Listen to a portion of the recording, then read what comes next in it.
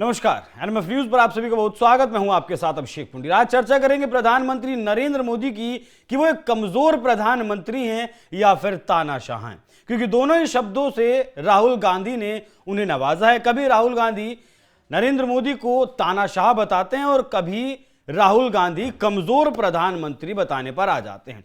लेकिन यह विरोधाभास क्यों? क्योंकि दोनों चीज एक साथ तो नहीं हो सकती।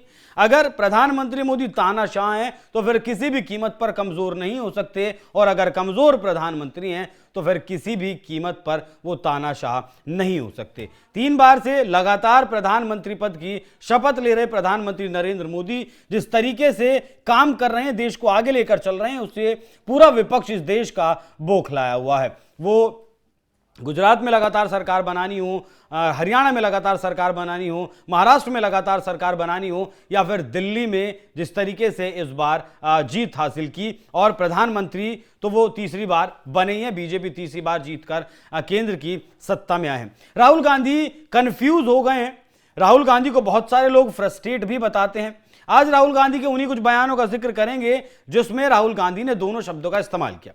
दरअसल आप जानते हैं कि अभी H1B वीजा जो अमेरिका जारी करता था दुनिया के छात्रों के लिए, दुनिया के लोगों के लिए जो नौकरी करने के लिए, पढ़ने के लिए जाते थे अमेरिका में, उन वीजा की जो फीस थी जो पहले हुआ करती थी वो लगभग 1700 से लेकर $4500 तक हुआ करती थी।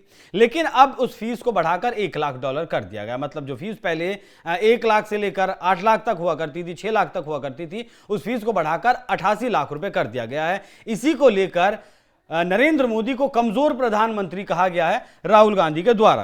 राहुल गांधी ने कहा कि जो चुप्पी है प्रधानमंत्री मोदी की इस H1B वीजा पर, इसकी आलोचना करते हुए कहा कि यह दिखाता है कि मोदी भारत के हित की रक्षा नहीं कर पा रहे हैं। ये मोदी की चुप्पी को उन्होंने कहा कि ये एक कमजोर प्रधानमंत्री हैं।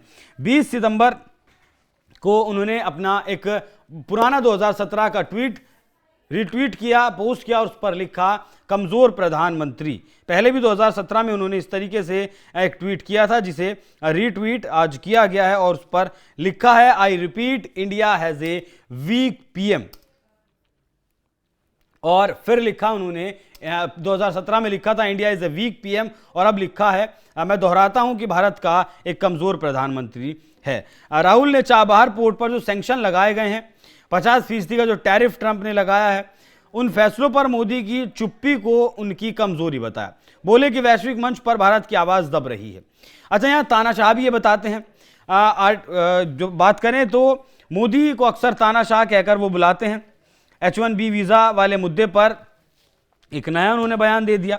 राहुल का दावा है कि मोदी ने अपनी तानाशाही रवैये से संवैधानिक संस्थाओं जैसे CBI, ED, चुनाव आयोग का इस्तेमाल किया, उन्हें कमजोर कर दिया और विपक्ष के दमन के लिए इनका उपयोग कर रहे हैं।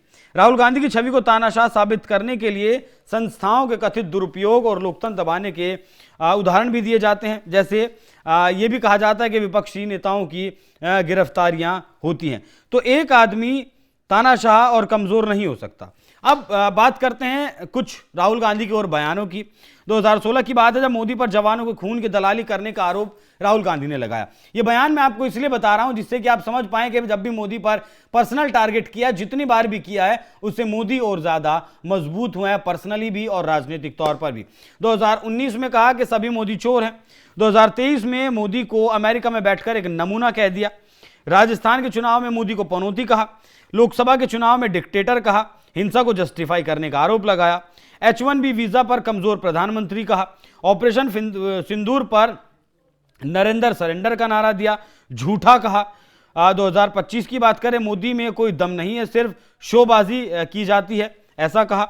वोट चोरी का आरोप लगाया, मोदी को वोट चोर कहा। चुनाव आयोग को कवर अप करने का आरोप लगाया कि चुनाव आयोग कवर अप करता है। अडानी यूएस जांच पर मोदी ट्रंप से डरते हैं। रशियन ऑयल डील्स पर लिंक, इस तरीके की बातें कही गई हैं राहुल गांधी के द्वारा। ये आरोप प्रधानमंत्री नरेंद्र मोदी पर लगाए गए हैं। लेकिन क्या वाकई में ऐसा है?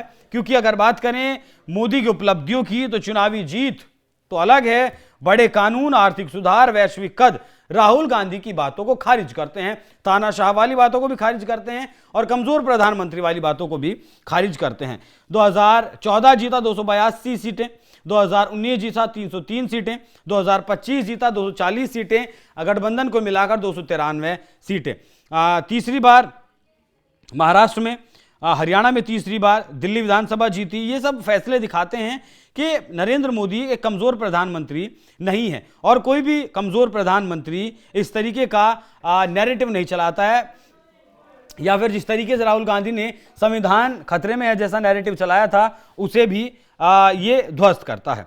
राहुल गांधी का तानाशाह कहना बिल्कुल भी किसी भी लिहाज से सही नहीं दिखता है, क्योंकि 370 जैसा फैसला हो, जीएसटी जैसा फैसला हो, नोटबंदी जैसा फैसला हो, या फिर अमेरिका की ही अगर बात करें, जिस तरीके से 50% का टैरिफ अमेरिका के द्वारा लगाया गया, उसके बाद जिस तरीके से भारत ने एक संयमित तरीके से जवाब दिया। अभी हाल फिलहाल में जिस तरीके से सऊदी अरब और पाकिस्तान का एक डिफेंस डील हुआ, उसके बावजूद भी भारत सरकार की तरफ से संयमित जवाब दिया गया कि आपके पाकिस्तान के साथ जो रिश्ते हैं सऊदी अरब के, वो रही आप कुछ भी करिए, लेकिन उन रिश्तों का भारत के ऊपर फर्क नहीं पड़ना चाहिए। बाकायदा जवाब दिया गया विदेश मंत्रालय के द्वारा, क्योंकि भारत सबसे ज्यादा तेल रशिया से खरीदता है, उसके बाद सऊदी अरब से ही तेल खरीदता है।